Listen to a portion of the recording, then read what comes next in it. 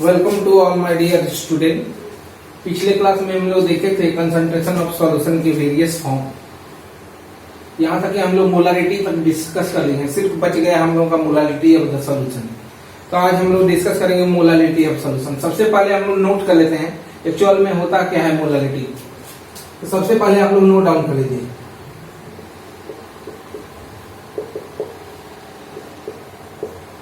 Molarity को हम लोग स्मॉल एम से इंडिकेट करते हैं।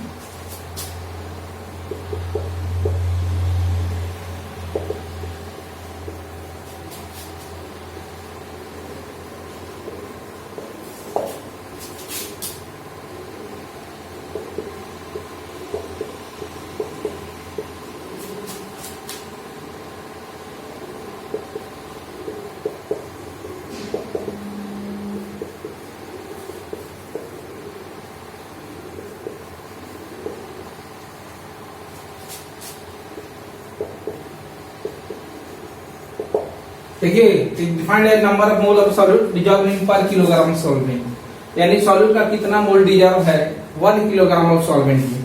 जबकि मोलारिटी में क्या था, number of mole of solute dissolve in पर लीटर ऑफ सॉल्यूशन, यानी परसेंटेज पर लीटर ऑफ सॉल्यूशन। वहां पर लीटर ऑफ सॉल्यूशन था, यहाँ पर किलोग्राम ऑफ सॉल्वेंट है। Number of mole of solute यहाँ डिजॉल्व इन पर किलोग्राम ऑफ सॉल्वेंट, और वहां था परसेंटेज पर लीटर ऑफ सॉल्यूशन। थोड़ा सा डिफरेंस है यहाँ, ध्यान दीजिएगा। मोलारिटी है, इसको स्मॉल से एम से इंडिकेट करते हैं, जबकि मोलारिटी को हम लोग कैपिटल एम से इंडिकेट करते थे। देखिए यहाँ मोलारिटी इक्वल टू क्या हो जाएगा, number of mole of solute,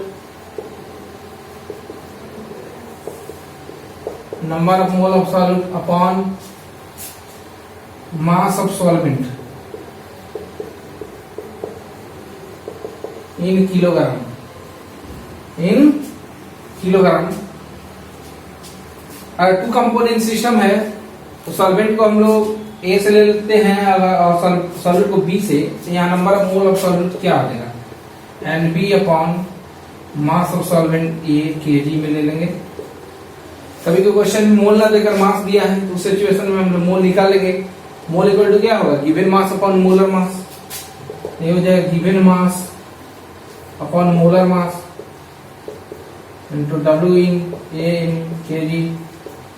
unit ध्यान दीजिए, इसका यूनिट क्या होगा, मोल पर किलोग्राम, मोल पर किलोग्राम।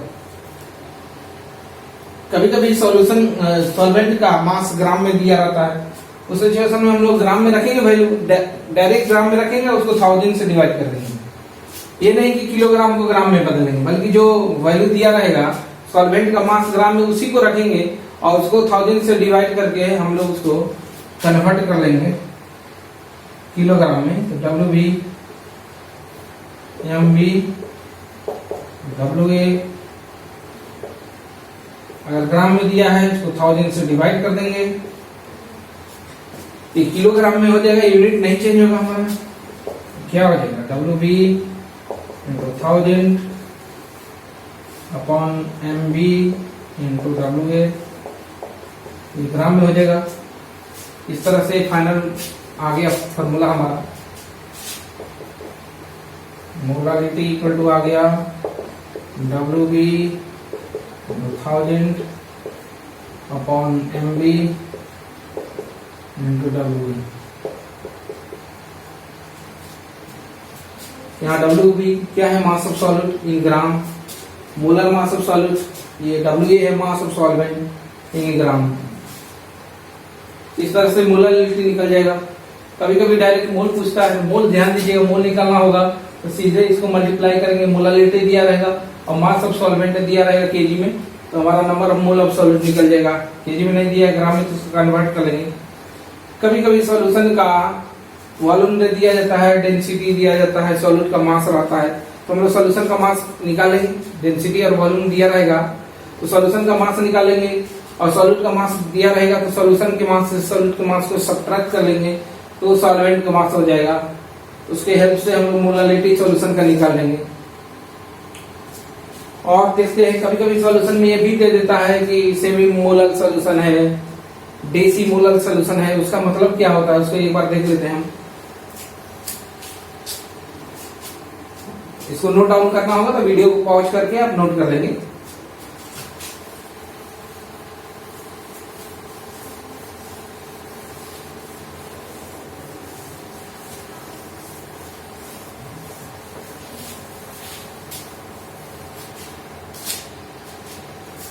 मोलर सॉल्यूशन का मतलब क्या है?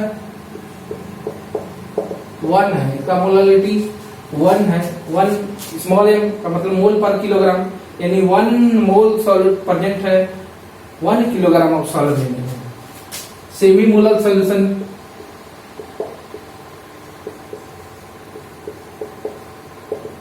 हाफ हो जाएगा स्मॉल m। यहां देखिए मोलल है, जबकि मोलरिटी में हम लोग मोलल देखे थे, सेमी मोलल, वहां semi molar. Deci molar solution 1/10 small m। Centi molar solution 1/100 m। Milli molar solution, इसका मतलब क्या हो गया जानते हैं आप? 1/1000। पहले भी हम लोग पढ़ चुके हैं मोलारिटी में, यूनिट में पहले भी पढ़े हैं बहुत चीजें सब। तो इस टाइप का दिया रहेगा तो उसको हम लोग वैल्यू में लेकर प्रॉब्लम अपना सॉल्व करेंगे। अब हम देख लेते हैं मोलारिटी से रिलेटेड एक दो प्रॉब्लम। तो चलिए हम लोग प्रॉब्लम को डिस्कस करते हैं।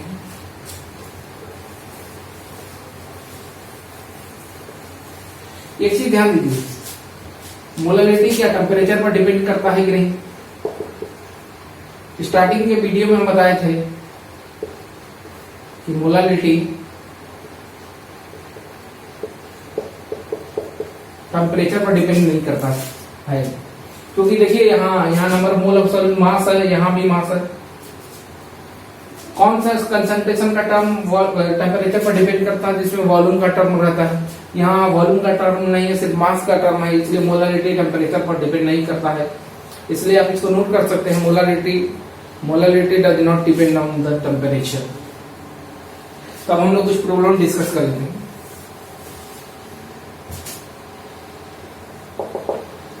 एक क्वेश्चन लेते हैं, मोलारिटी और मोलारिटी दोनों फाइंड करना है। Find the molarity and molarity of 20% aqueous ethanol solution by volume।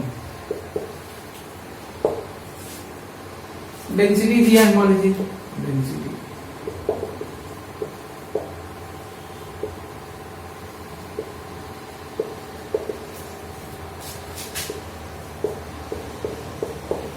ये दिया है 0.96 ग्राम पर ml। अब कैसे कैलकुलेट करेंगे? यहाँ जो भी कंसंट्रेशन दिया है इथेनॉल का 20% है बाय वॉल्यूम, यानी वॉल्यूम बाय वॉल्यूम परसेंटेज इसका 20% है। अगर सॉल्यूशन का वॉल्यूम 100 ml है तो इथेनॉल का वॉल्यूम कितना हो जाएगा? 20 ml हो जाएगा, क्योंकि इस टाइप का प्रॉब्लम हम लोग डिस्कस भी कर चुके हैं। तो अगर सॉल्यूशन का वॉल्यूम 100 ml एज्यूम कर लेते हैं तो इथेनॉल का वॉल्यूम कितना हो जाएगा? 20 ml होगा। Let the volume of aqueous ethanol solution equal to हम लोग ले लेते हैं 100 ml। Then volume of ethanol कितना हो जाएगा? 20 ml हो जाएगा। Then volume of ethanol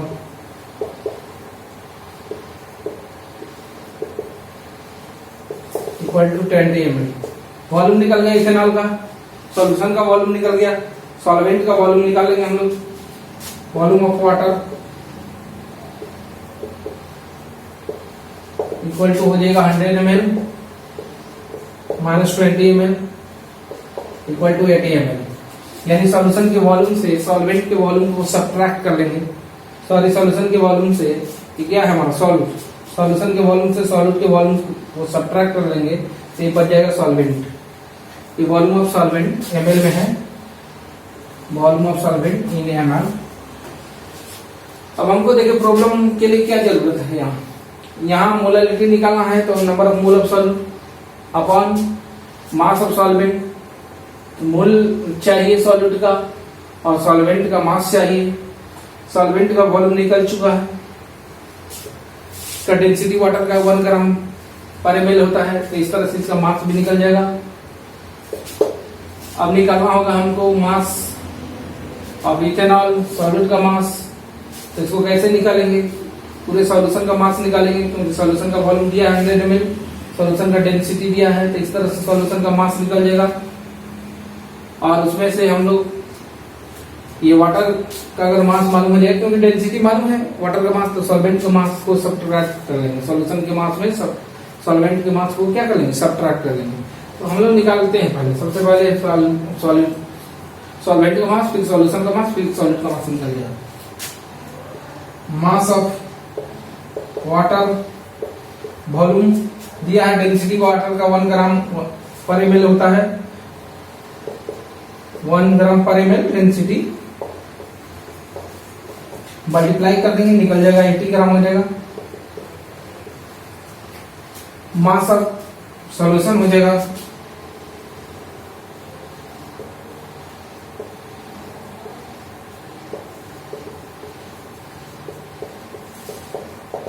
solution का वॉल्यूम 100 ml एज्यूम किया है, डेंसिटी दिया है 0.96, मास हो जाएगा volume into density, ml cancel out हो जाएगा, 100 इंटू 0.96 यानी 96 ग्राम। इस तरह से मास निकल गया सॉल्यूशन का। ये मास है सॉल्वेंट का, तो मास ऑफ सॉल्यूट का निकल जाएगा। सॉल्यूट क्या है, इथेनॉल, तो mass of ethanol equal to हो जाएगा 96। तो ये सॉल्यूशन का मास है, उसमें सॉल्वेंट का मास को सब्ट्रैक्ट कर लेना है, आ गया आपका 16 ग्राम। ये सॉल्यूट का मास या इथेनॉल का मास हो गया।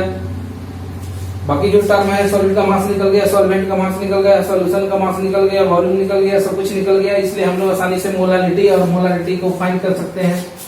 सिर्फ चाहिए मोलर मास। इथेनॉल का फॉर्मूला होता है C2H5OH, काउंट कर सकते हैं 2 into 12 24 plus 6 hydrogen, 24 plus 6 30 plus 16 इसका 46 होगा मोलर मास।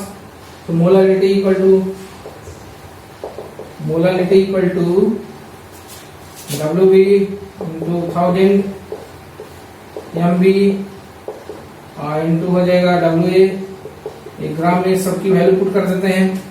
यहाँ इथेनॉल का मास है 16 ग्राम, 1000 मोलर मास 46 और WA मास ऑफ सॉल्वेंट 80 है, ग्राम सब रख देंगे वैल्यू। यूनिट आएगा मोलालिटी, यानी मोल पर किलोग्राम, स्मॉल m से इंडिकेट करेंगे।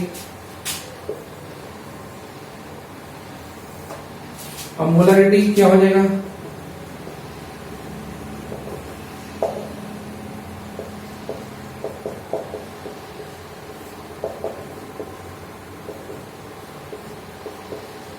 सब कुछ गिवन है। फिर यहाँ मास ऑफ सॉल्यूट 16 ग्राम, 1000 हो जाएगा ये, मोलर मास 46 और वॉल्यूम दिया है, सॉल्यूशन का वॉल्यूम है आपको 100 ml एज्यूम किया है, 100 ml। यूनिट हो जाएगा कैपिटल M से इंडिकेट करेंगे, मोल पर किलोग्राम, सबको डिवाइड करके देख लेंगे। इस तरह से मोलालिटी और मोलारिटी दोनों यहाँ निकल चुका है।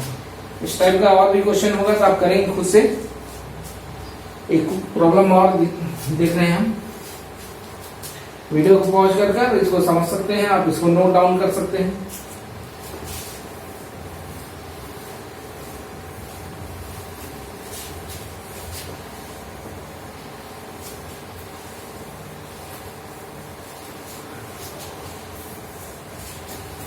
एक प्रॉब्लम है जिसमें मोल फ्रैक्शन दिया है ग्लूकोज का और उसमें मोलालिटी निकालना है, सॉल्यूशन का मोलालिटी निकालना है। प्रॉब्लम लिख लीजिए कि नोट करिए आप लोग। The mole fraction of glucose is 0.02 in glucose solution. Glucose solution water में बनाया गया solution. Find the molarity of solution, find the molarity of the solution, solution की मोलारिटी पूछ रहा है। मोलारिटी जब भी आएगा ध्यान में रखेंगे आप, इसमें number of mole of solute चाहिए और मास ऑफ सॉल्वेंट चाहिए, ग्राम में किलोग्राम जिसमें भी रहे आप निकाल सकते हैं। तो मोल फ्रैक्शन दिया है, मोल फ्रैक्शन को लिख लेते हैं। Mole fraction glucose equal to क्या लिखेंगे, number of mole of glucose और number of mole of glucose plus number of mole of water, और ये वैल्यू दिया है 0.02। इसको कैसे लिख सकते हैं, 2 अपॉन, इसको 100 लिख लेंगे, और इसको इस फॉर्म में लिखना है तो क्या लिखेंगे, 2 अपॉन, इसको नंबर ऑफ मोल ग्लूकोज 2 हो गया, 2 प्लस 98। इस तरह से अगर नंबर ऑफ मोल ग्लूकोज 2 हो जाता है, 2 यहां भी है, तो number of mole of water हो जाएगा आपको 98, number of mole of water 98 हो जाएगा। तो यहां से 98 मोल है, उसमें 2 मोल ग्लूकोज डिजॉल्व है। यहां से अगर number of mole of water निकल जाएगा तो उसका मास भी निकालेंगे, और यहाँ मोल मालूम है हमको ग्लूकोज का, तो अगर number of mole of glucose ले लेते हैं, number of mole of glucose equal to 2 assume कर लेते हैं, तो उस सिचुएशन में number of mole of water कितना हो जाएगा, 98, उसका मास कितना हो जाएगा, मल्टीप्लाई कर देंगे, मोल मास निकल जाएगा, number of mole glucose equal to हो जाएगा 98, मास ऑफ ग्लूकोज हो जाएगा, नंबर ऑफ मोल ऑफ, ये number of mole of water हो जाएगा। यहाँ देखिए number of mole of glucose है, ये ग्लूकोज का मोल है, ये क्या है, वाटर का मोल, तो 98 वाटर का मोल है, number of mole of water equal to 98, निकालेंगे mass of water equal to 98 into 18 gram हो जाएगा। वाटर का मोलर मास होता है 18 ग्राम पर मोल।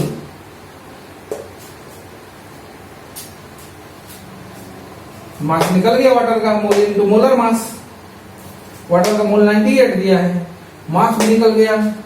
वाटर क्या हमारा सॉल्वेंट है, ग्लूकोज सॉल्यूट है, सॉल्यूट का मोल मालूम है 2 मोल, सॉल्वेंट का मास मालूम हो गया। इस तरह से हम लोग मोलालिटी निकाल देंगे।